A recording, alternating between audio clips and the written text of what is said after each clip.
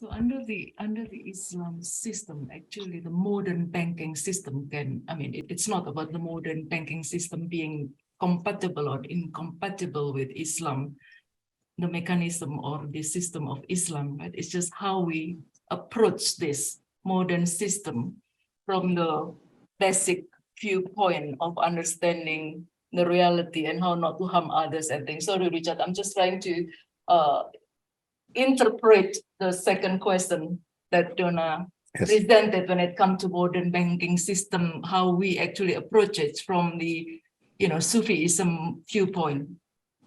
Thank you for that, and I'm realizing that I didn't answer a good part of the question.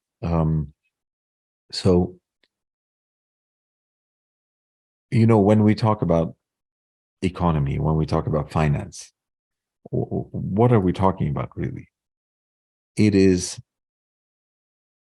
let's talk about the economy to start with. The economy is actually the result of all our individual desires, etc., put forth into a singular measure. So when we talk about finance, when we talk about price discovery, the price of a stock, the price of a bond, what is that discovery?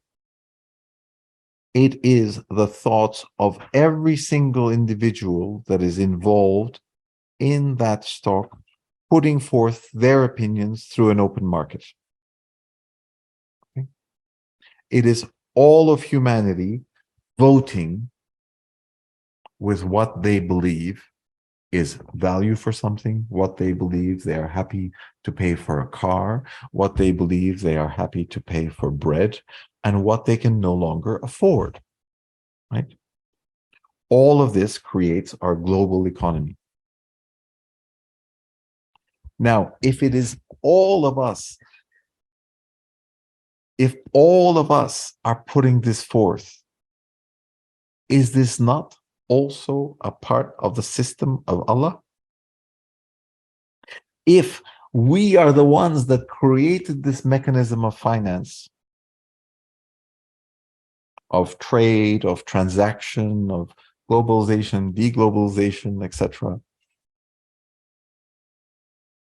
is this something that we can say, oh, no, this doesn't exist in the system of Allah? It is the system of Allah exhibiting itself at that moment, in the same way that our ego manifests itself at every instant. So if you want to observe existence from the point of the one, you have to understand all of this functioning. You cannot say, oh, this is not okay according to Islam, because if you do that, then you don't understand the message of Islam really. Everything that occurs on this earth, in this universe, occurs because it is meant to occur. It could not have occurred any other way. It is all our collective programming, everything that we talked about, everything at the level of the individual, everything that is occurring on the earth, all the explosions on the sun, etc. It is all coming together for our situation to manifest itself the way it is right now. So if any of this seems apart from what we understand of existence, it means that we have to question our understanding. It's very interesting if you talk this in front of all the mullah in Indonesia, because we have this kind of very small way of thinking, thinking because of the understanding of the Allah, like you say, is different, very limited. So it's about the consciousness. Ironically, also it happened to the academia, even the academics interact. So that's why it's very interesting to have you here, because you embrace the Sufism wholeheartedly.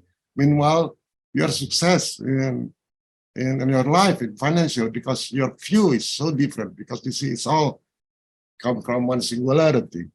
I think we cannot have only one session with Gunnar, Mari. It should come at least twice because, yeah, the majority in Indonesia are Muslim, and your view is really very progressive, according to me, and also in the same time peaceful. Yeah, because the division create a lot of friction. If you don't mind, if you have time, someday talk about that.